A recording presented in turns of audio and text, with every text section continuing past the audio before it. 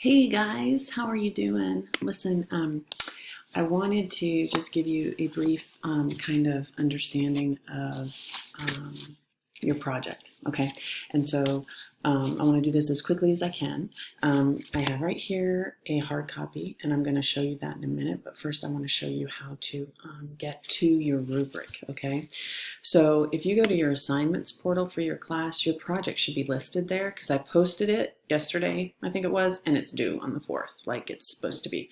And when you click on this, it'll say See Project, okay? My screen doesn't show that, so I'm actually just going to go right to that rubric here in my rubrics list, and it's listed under 2020 Children's Rubric for Liturgy and Sacraments. Okay, so now what you're seeing here on your screen, with me kind of blocking some of it, but I'll scroll up, is your children's rubric. And what it does is it gives you your explanation here. Very important that you pay attention to this piece, that you incorporate the Old Testament typology. That'll help you with the story aspect. I'll explain that in a minute. And then you just go through. There's a book cover, there's neatness, there's organization, there's sentences, there's grammar, there's some figurative language expectations. Figurative language includes imagery, okay, so that's pretty easy. And as you go through this, it says presentation. This is the piece I wanted to talk to you about today. Your presentation is going to be in Screencast-O-Matic, just like your other project presentation was, except you're going to either read your book live by doing this type of a thing, or you're going to have a presentation like I have right now pulled up, and you're going to take us through the presentation, okay? And it'll be like a storybook, okay? You'll have it laid out like a storybook, so page to page, if you will, slide to slide in Google Slides, okay? So let me show you what I mean by this, okay? So what I'm going to try to do here, and hopefully I can achieve this, we'll see, is we want to, I'm going to leave the rubric behind, and I'm just going to show you, okay? So if this is an example of a student's project that was done for theology of the body.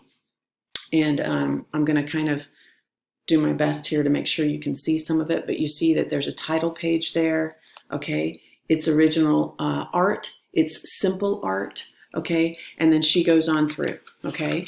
Now this particular one is called Bumble and Elle, and it's about a friendship, and it's based on an integrity theme, and it was done for theology of the body, okay? And it's a super cute book. I mean, Bumble was feeling pretty down, you know, and asked Elle, if anyone even loved her? Elle looked at Bumble in confusion. Of course you are loved, okay? So this was again a sophomore girl who did this for theology of the body, and you can see that the imagery is pretty simple, okay? The reason I say that is because there's a couple of ways for you to draw, okay? You can physically do a little booklet like this. It's very simple. If you have a sketchbook at home or some type of notebook that has no lines on the paper, and you just want to start with a title page in that sketchbook halfway through the sketchbook and use that sketchbook so that you don't have to worry about binding a book, I'm fine with that. Makes it simple, makes it easy. If you want to use printer paper and then just kind of put some holes in the printer paper and tie it together with something, I'm fine with that. I'm not even requiring that it be like a book. Like this is on a cardstock. I don't want it to be that complicated for you. And then if you instead you're like, no, I'd rather do an electronic version, right? Draw electronically, you know, etc. That's a little bit more difficult. I think this is easier because you can freehand draw, and use the presentation in Screencast-O-Matic as a dual screen, just like you did for your other project, for your Eucharist project. Okay, so you have two options. I think this is the easier one, and then you literally go into Screencast-O-Matic or YouTube and you read your story, and that becomes your presentation, okay? Or you put yourself in the corner like I've done today, and you have your presentation right here, and you run us through it like you did for the Eucharist project. If you guys have any questions about this, just send me a personal email. I'll be glad to answer them. I'm going to post this on